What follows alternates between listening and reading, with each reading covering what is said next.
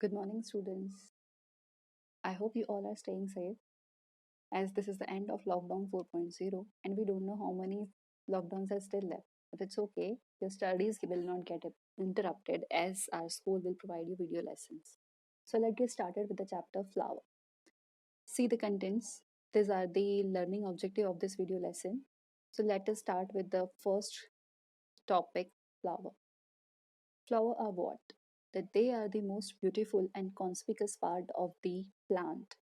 They are the mode of reproduction of flowering plant. Flowers, we can say about flowers that these are the modified shoot in which floral leaves grow. Modified shoot and floral leaves grow as like simple shoot. Shoot means what? That they are stem. Okay, and on the stem leaves grow. Similarly, that the flower are modified shoot and on which floral leaves grow. Okay, and this is the part of the plant which is, we can say, that beautiful, brightly colored, as the nature is given a beautiful color to the flowers.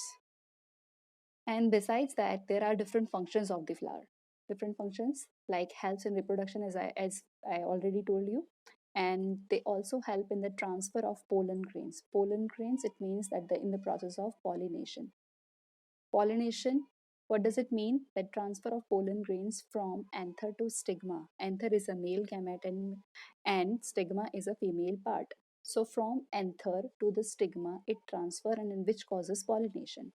After pollination, what has happened? That there is fertilization, and this fertilization leads to the development of seeds, and then uh, these seeds, it is also very important that the seeds should disperse from its original place, or we can say that when the seeds and fruits are carrying to long distance by away from the mother plant, then it is called dispersal. So dispersal of seeds and fruits, as flowers are, some of the flowers are also do this function to disperse seeds and fruits. Then the next one is that structure of bisexual flower. Bisexual flower are, it means that which is having both male and female parts. So first of all, when you see the flower, then the first part which attaches itself with the stem, that is called pedicel. So pedicel, it is this pedicel is also called as peduncle, or it is also called as stalk. Okay, so this is the first part of the flower which attaches itself with the stem. Above pedicel, there is receptacle. Receptacle is what? It is a basal portion on which all the floral parts lies. Okay, and this receptacle is also called as thalamus. Okay, so sometimes it is called as thalamus, sometimes it is receptacle. So you should keep this thing in mind. Then there are four holes of the flower. You can see here. So there are four holes of the flower. Holes means what? Actually, these are parts, or we can say which forms a concentric circle in the flower. So the first hole or the outermost part is green sepals. Green sepals. Just remember any one of the flower and the green part, which is at the outermost region, that is called green sepals, and these are also called calyx. In this picture, you can see. So here, that sepals in common term and calyx in scientific term it is said as. Okay, and then the next one part is the second hole is of petals, or we can also call them as corolla. So the colorful part of the flower is called petal. Then the third part is, or third hole is composed of or consists of stamen, which is the male part of the flower and which consists of anther and filamen. Then the fourth hole, the innermost hole of the flower, that is also called pistil, or this is also called what? Carpel and gynoecium. So this consists of three parts: stigma, style, and ovary. The detail I'll give you later. So these are the four holes of the flower, which are this: calyx, corolla, stamen, and pistil. So this is the floral diagram. This is the structure of bisexual flower. The next one, essential holes and non-essential holes. Students, it is very well, we can understand by just getting the term essential. It means which is very important. And the main motto of the flower is what? To have reproduction. So here that essential holes, it means with the holes which are important for reproduction, which are required for reproduction. So these are stamen and pistil. Here that stamen is written. So it is stamen and pistil. Okay, just make it correct. Then this part are actually directly concerned with the reproduction, and that's why these are essential holes of the flower. And non-essential holes of the flower, you can see here that non-essential, it means the remaining two holes, which these are petals and sepals, or we can say calyx and corolla. These are non-essential. Why we are saying that non-essential? Because they do not directly participate or concerned with the reproduction, but at the same time they help to protect reproductive parts and make the flower attractive so that the insects get attracted by it. Okay, so this is about essential and non-essential holes. One more thing is there, that in some cases that petals and sepals are undifferentiated together. Okay, or it is not easy to distinguish them. So this term is called perianth. I'll show you the picture of it. Yes, here you can see that this is the blue part and also the green part, which are overlap each other in such a way that we cannot differentiate this green part and this blue part, or we can say that calyx and corolla. And this term is named as perianth. Then next is some important terminology. The first one is that sessile.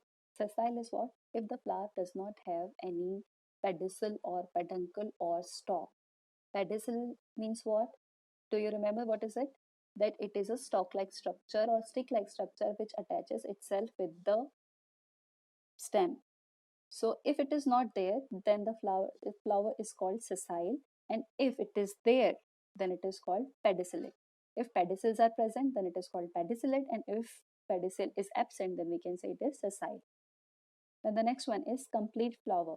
Complete flower, how many holes are there in the flower? 4. So if all the 4 holes are present, then we can say it is complete flower. All 4 holes, do you name them? Yes, that is calyx, corolla, stamen, and pistil. Then the last one, or the next one, it is incomplete flower. Incomplete flower, if the flower out of any this 4 hole, if any one of the hole is absent or missing, then we can say it's incomplete flower. Okay, an incomplete flower can be unisexual. It means only having one sexual organ. Okay, like either male or female, either stamen or pistil. If stamens are present, then we can say it is staminate. If pistils are present, then we can say it is pistillate. Then bisexual flower. Bisexual flower, it means if the flower are having both stamen and pistil, then we can say it is bisexual flower. Bi means two. So both the sexual organs are there, then we can say it's a bisexual flower. Neuter. Neuter is that flower that which does not have any of this sexual organ. Like they don't have stamen, they don't have pistils. Neither stamen nor pistils. Let us see the picture. Yes, here you can see that bottle brush. Okay, so bottle brush is a flower and which does not have stalk or which does not have pedicel with them. So this is an example of sessile flower. And here pedicellate flower. Pedicellate flower which is having pedicel. Here this pedicel you can easily recognize. Okay, and then this third one is unisexual flower. So here you can see male papaya flower or staminate flower, and here you can see female papaya flower or pistillate flower, and here you can see male cucumber flower or staminate flower, and this one is called female cucumber flower or pistillate. Okay, so these are the example of unisexual flower. And this one is bisexual flower, the China rose or hibiscus. Means it has both stamens and pistil. Okay. The next term, ebracteate. Ebracteate, it means if the flower without a bract. Bract is what? A leafy like structure which protects the flower. Sometimes flowers are actually so tiny, okay, and they need to be protected. So this the leafy structures protect them, and these are called as bract. Okay, So if bracts are present, then it is called bracteate flower, and if bracts are absent, then it is called ebracteate flower. I'll show you a picture. Let us understand the next term. Actinomorphic. Actinomorphic, it means if the flower can be divided into equal halves by any vertical section, by any vertical, when we divide into any vertical plane, so it can be divided into two equal halves, then this is called actinomorphic. Here in the picture you can see. Okay, so by any vertical section we can divide into equal halves. And zygomorphic, it means that the flower can be divided into two equal halves by dividing it into central axis, or by cutting it into central axis. This is okay. Zygomorphic, that represents zygomorphic flower. Here you can see this is actinomorphic, okay, which can divide by any vertical section, it can be divided into equal halves. And this is zygomorphic, that by cutting into central axis, or by dividing into by cut into central axis, it can be divided into two equal halves by only at the central axis. Okay. And bracteate flower, bougainvillea is an example of bracteate flower. Here you can see that pinkish petal-like structures are there, but they are not petals. Okay, these are called bracts, and the original flower is at the center. These are actual flower. So sometimes this bracts develop around the flower to in order to protect them, and these are called bracteate flower. And if this bract-like structure is not there, there are so many examples. You even can give, right now you can give the example of ebracteate flower, but here the example of mimosa is given. Okay, so this is about bracteate, ebracteate, actinomorphic, and zygomorphic. Now the next topic. Next topic is types of flower depending on the position of thalamus and ovary. Thalamus, do you remember what is it? Thalamus is actually that above peduncle or above pedicel there is a bulbous structure is there. Okay, and this bulbous structure, on this the floral structures are present. Okay, so that is called thalamus, or that is also called receptacle. This receptacle, so on the basis of this receptacle or thalamus, the flower can be divided into three categories. First one is called hypogynous.